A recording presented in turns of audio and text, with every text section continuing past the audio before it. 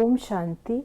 आज 7 जून 2021 है और आज के बाबा के साकार रूप से चले हुए मधुर महावाक्यों को स्पष्ट करेंगी आदरणीय आशा दीदी।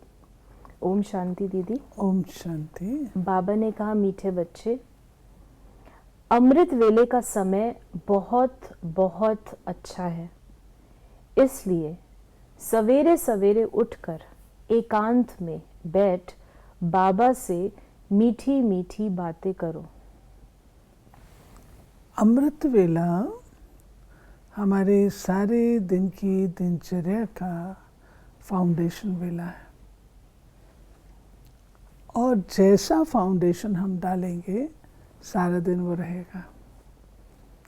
तो बाबा कहते हैं उस समय सारी जो जनता है थक करके सोई हुई होती है। कम्युनिकेशन भी आप देखेंगे क्लियर होता है, क्योंकि ज़्यादा लोगों का नहीं होता है। तो वो समय बहुत अच्छा समय होता है जो शिव बाबा को प्यार से बिना किसी डिस्टर्बेंस के हम याद कर सकते हैं। दूसरा, बाबा ने कहा हुआ है अमृत वेला फैमिली टाइम है। बाबा अपने परिवार के बच्चों से उस समय मिलते हैं, तो हमको वो अवेल करना चाहिए।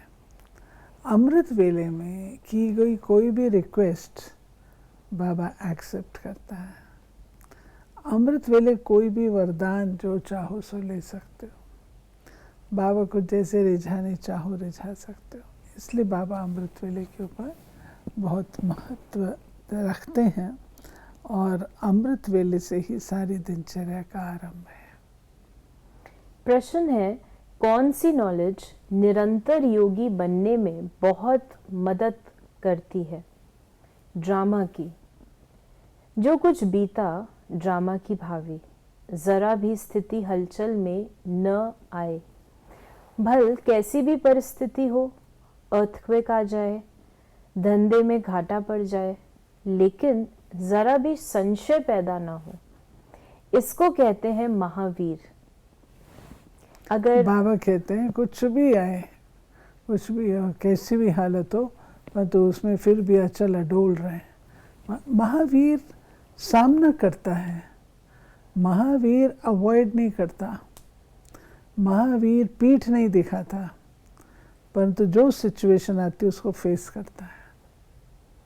अगर ड्रामा की यथार्थ नॉलेज नहीं तो आंसू बहाते रहेंगे। निरंतर योगी बनने में ड्रामा की नॉलेज बहुत मदद करती है। ड्रामा एक ऐसी ब्रेक बाबा ने दी है जिसके आगे कुछ नहीं चलता। ड्रामा बहुत निष्ठुर है, फुल स्टॉप के बिना काम नहीं चल सकता। बाबा कहते हैं कि ड्रामा एक ऐसी चीज़ है जिसको एक्सेप्ट करना ही पड़ेगा, क्योंकि उस रोल में जो कुछ है, जो कुछ मंच पर चल रहा है, वो आपके हाथ में नहीं है। आपके हाथ में हो तो आप उसमें परिवर्तन ला सकते हैं। यहाँ आपके हाथ में कुछ नहीं होता है, इसलिए ड्रामा को स्वीकार करने में ही कल्याण है। बाबा ने कहा, पावन भी सिर्फ एक जन्म के लिए नहीं, जन्म जन्मांतर के लिए बनना है। तुम्हारे में भी जो ज्ञानवान है वे तीखे होते हैं, ड्रामा अनुसार वो नूंद है। तुम्हारे में भी महावीर पना चाहिए, वो आएगा बाप की याद में रहने से। बाप बहुत अच्छी रीति बैठ समझाते हैं। जैसे बाबा ने कहा, जैसे बाबा कहते हैं कि सवेरे उठकर याद करो, वो समय बहुत सुंदर है याद करने का, जिसको प्रभात कहा जाता है। भक्ति मार्ग में भी कहते हैं राम सिमर प्रभात मोरे मन।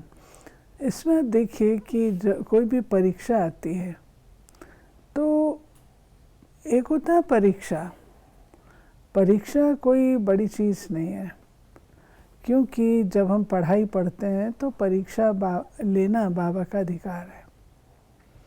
परंतु जब कोई विघ्न होता है तो उस विघ्न का सामना करने के लिए शक्ति की ज़रूरत है।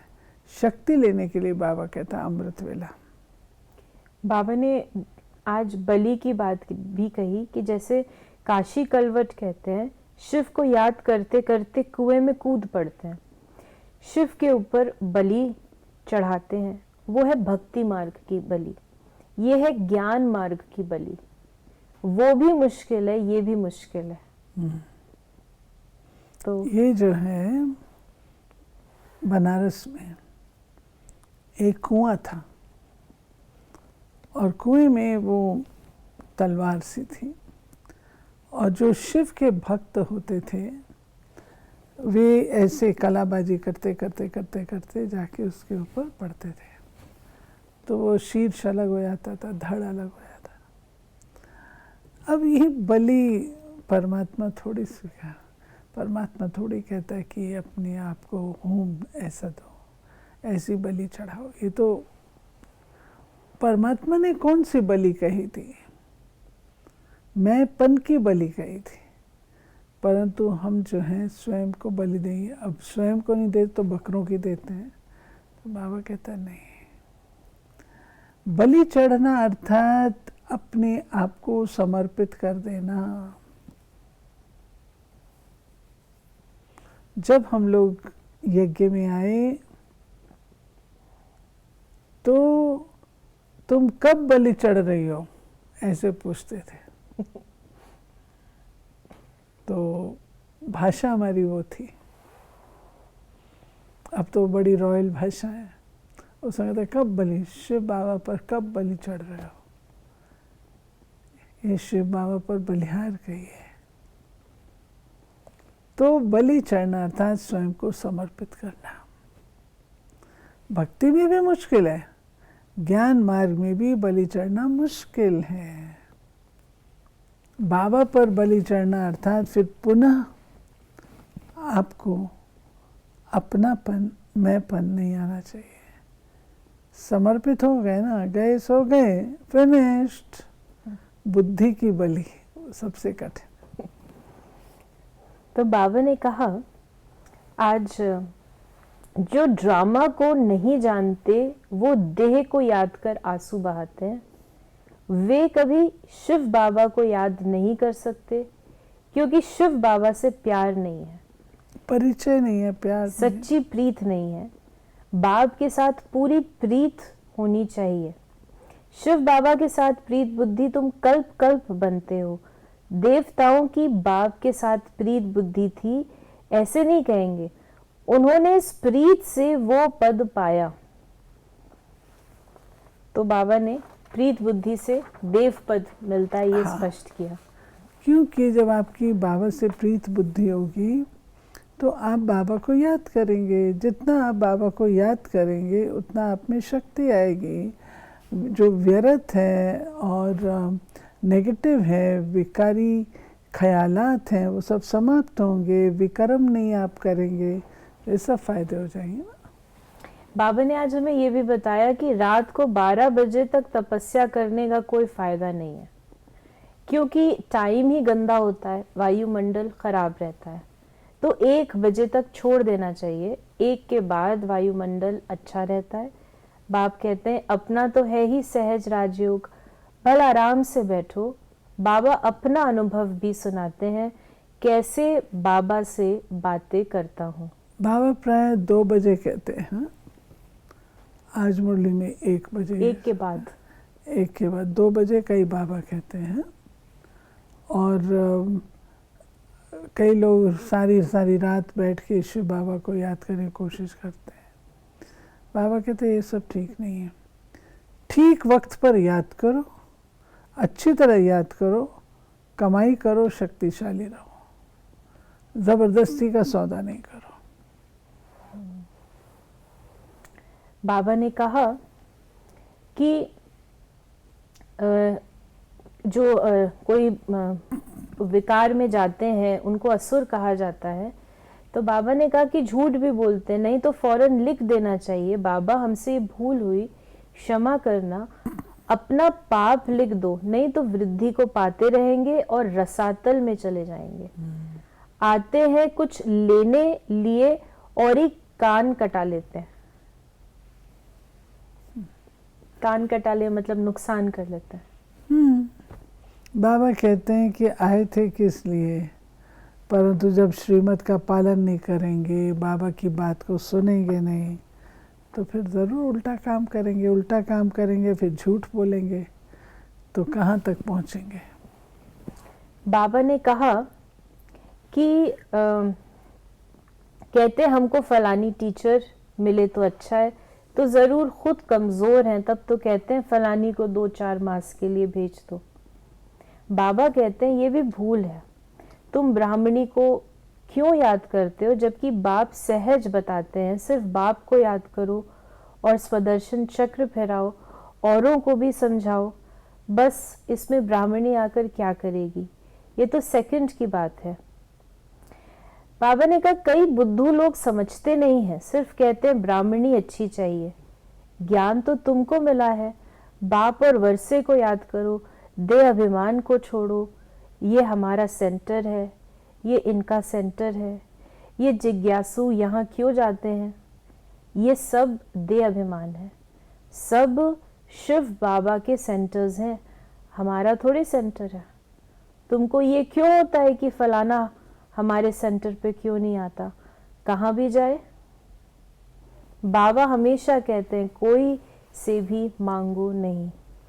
ये है बाबा बेहद बुद्धि हम बच्चों को बनाता है ना, तो इस तरीके से करने से अच्छा नहीं लगता है बाबा को। एक परिवार है, एक सब कुछ है, फिर तुम यहाँ आओ वहाँ ना जाओ, ये करो वो करो, शोभा नहीं देता, रॉयल्टी नहीं है। फिर बाबा ने हमें दान के लिए भी बताया कि दान गरीबों को दिया जाता है, न कि साहूकारों को। इसमें अनाज का दान सबसे अच्छा होता है, सन्यासियों के लिए बाबा बता रहे हैं। सो भी बाप समझाते हैं दान करने से दूसरे जन्म में उसका फल मिल जाता है, ईश्वर ही सब फल देते हैं। देने वाला एक ही बाप है, इसके भी थ्रू किसके भी थ्रू देवे। बाप समझाते हैं कि तुम ईश्वर अर्थ देते थे तो भी दूसरे जन्म में तुमको एफ्जा दिलाते थे, अभी तुम्हें डायरेक्ट आया हूँ, अभी तुमको 21 जन्म के लिए रिटर्न मिलेगा। ये पहले भी ये बात हुई है कि कैसे बाबा के यज्ञ में ज़रा सा भी कुछ सहयोग देने से बाबा पदम गुणा रिटर्न 21 जन्मों के लिए देता है। बाबा ने कहा कोई कहते हैं मकान बनाए उसमें हॉस्पिटल खोले, बाप कहते हैं आज मकान बनाओ और कल मर जाओ तो ये सब खत्म हो जाएगा। शरीर पर भरोसा नहीं है, जो है उसमें ही तब तक एक कमरा रख दो जिसमें रूहानी हॉस्पिटल, रूहानी कॉलेज बनाओ। यानी जो इसी है प्रकार से क्लासेस और गीता पाठशाला खुली। आज का वरदान है निष्काम सेवा द्वारा विश्व का राज्य प्राप्त करने वाले विश्व कल्याणी रहम दिल भव। जो निष्काम सेवाधारी हैं उन्हें कभी ये संकल्प नहीं आ सकता कि मैंने इतना किया, मुझे इससे कुछ शान मान व महिमा मिलनी चाहिए। ये भी लेना हुआ। दाता के बच्चे अगर लेने का संकल्प भी करते हैं तो दाता नहीं हुए। ये लेना भी देने वाले के आगे शोभता नहीं। जब ये संकल्प समाप्त हो तब विश्व महाराजन का स्टेटस प्राप्त हो। ऐसा निष्काम सेवाधारी बेहद का वैरागी ही विश्व कल्याणी रहम दिल बनता है। ठीक है भवन है, बेहद का वैरागी। स्लोगन है अपनी गलती दूसरे पर लगाना, ये भी परचिंतन है। अपनी गलती दूसरे पर लगाना ये भी परचिंतन है। क्या करें, खुद दोषी दूसरे को ठहराए। तो ये थे बाबा के आज के महावाक्यों का स्पष्टीकरण। अगर आपके मन में इस मुरली से संबंधित या ज्ञान योग धारणा सेवा से संबंधित कोई भी प्रश्न है तो आप उसे SMS या WhatsApp करें 8826599309 पर और हम आपके प्रश्नों का उत्तर प्रश्नोत्तरी कार्यक्रम में देने का प्रयास अवश्य करेंगे। ओम शांति।